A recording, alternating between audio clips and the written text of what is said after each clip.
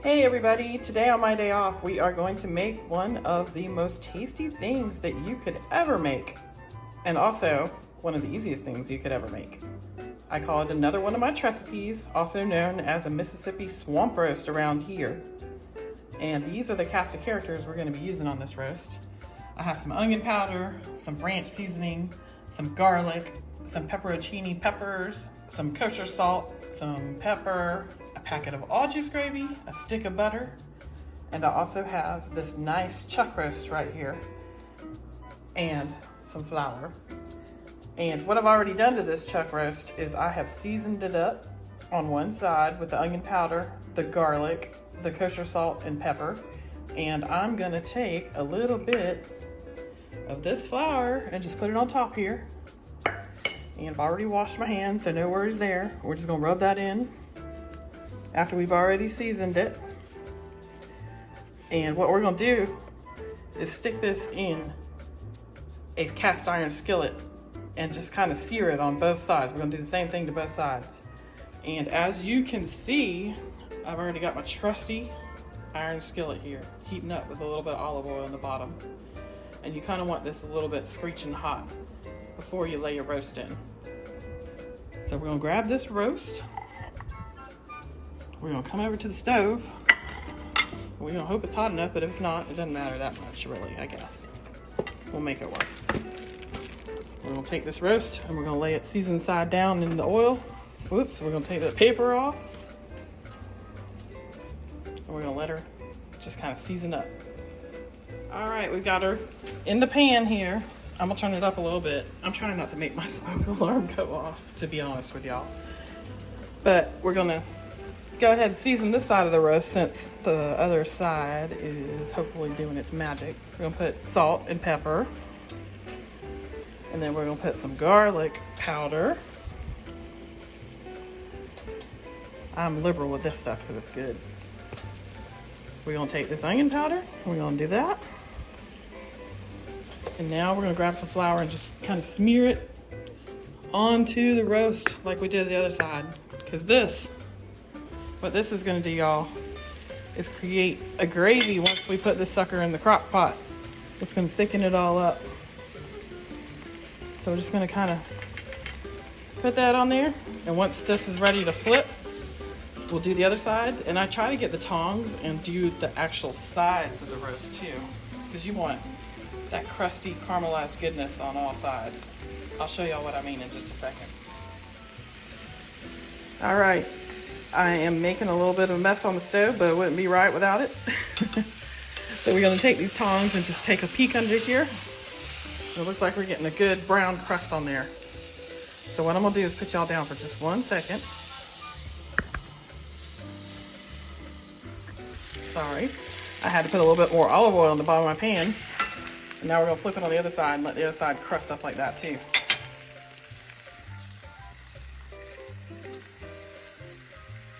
This is probably the hardest thing of the whole recipe, because we're gonna put this in the crock pot in just a minute, put some seasonings and some other things on it, and just let her go all day long.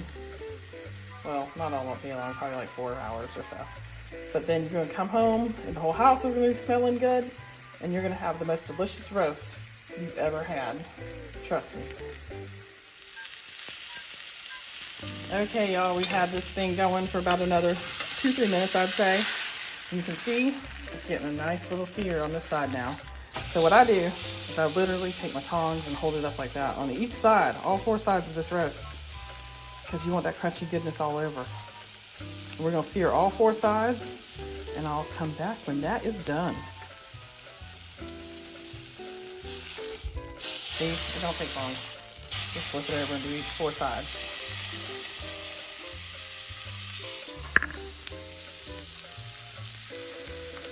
See, it doesn't take long. Just flip it over and do all 4 edges of this roast here. Promise you, you're not gonna regret it. All right, y'all, I've already thrown the roast into the crock pot after we've finished searing all 4 sides, but I just wanted to show you this pan now. See all that crunchy stuff in there? From where we seared, I'm gonna scrape all that up, and I'm gonna add it to my crock pot because this is good seasoning. This is Gonna make your roast taste so good. Just get all those little bits up, dump them right in the crock pot with your roast. That is gonna take it over the edge, I promise you. Okay, so this is the rest of our ingredients we're gonna be using in the roast now. We got a packet of all juice, which I showed y'all earlier, a stick of butter, pepperoncinis and ranch. I've got my roast in here, and as you can see, I got all those good crumbles from the bottom of the pan that I raked out on top of there. That is gonna make it taste so good. So it's really simple what to do next. You're just gonna empty everything into here. I'm gonna put my packet of all juice on top.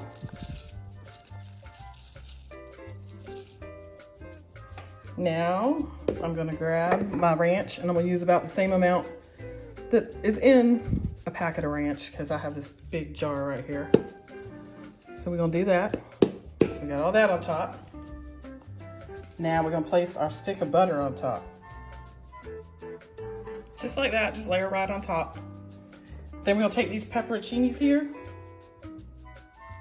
I'm probably gonna add about, oh my gosh, the recipe calls for like 6.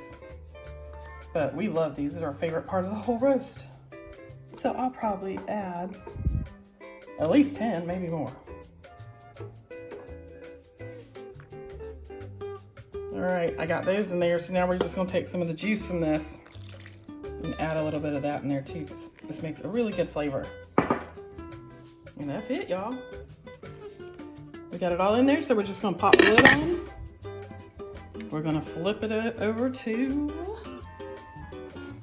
sorry, gotta come around the other side here. We're gonna flip it on low. I'm gonna keep it on low because I'm gonna let it go low and slow all day. But it'll go about 4 or 5 hours, and then it should be about ready. And you don't even have to do anything to it. Just let it sit there, and all that butter is gonna melt. The seasonings are gonna drip down all over the roast and get it seasoned up good, and it's gonna make its own gravy, and it's gonna be delicious. I'll show y'all when we come back. All right, we're back now, and it's been probably about 4 hours that this has been going, and I did crank it up to high about half an hour ago. So let's just take a peek. Ooh, look at all that steam. It smells so good in this house. I wish y'all could smell it. That's gonna be really good. And when it is done, it's just gonna tear apart so easily. It'll be fork tender and shred so easily. And we're gonna make some mashed potatoes and maybe some noodles, because I like noodles better than mashed potatoes. And that is what we're gonna serve with it, with that good gravy. Good gravy. That's an old saying, isn't it? Good gravy. But we're gonna have that over it. So we'll be back soon. All right, I believe it is ready. As you can see, all our seasonings are there on the top. Got a little bit of a boil going on. So now I just like to take my forks and just kind of shred it. As you can see, it's really fork tender. I pull out any kind of excess fat because I just don't like it. Hold on 1 second. Get rid of that and that. And then we're just gonna shred the beef. You see how easy it shreds? It's just like, I could probably do this with just 1 fork. It's so tender.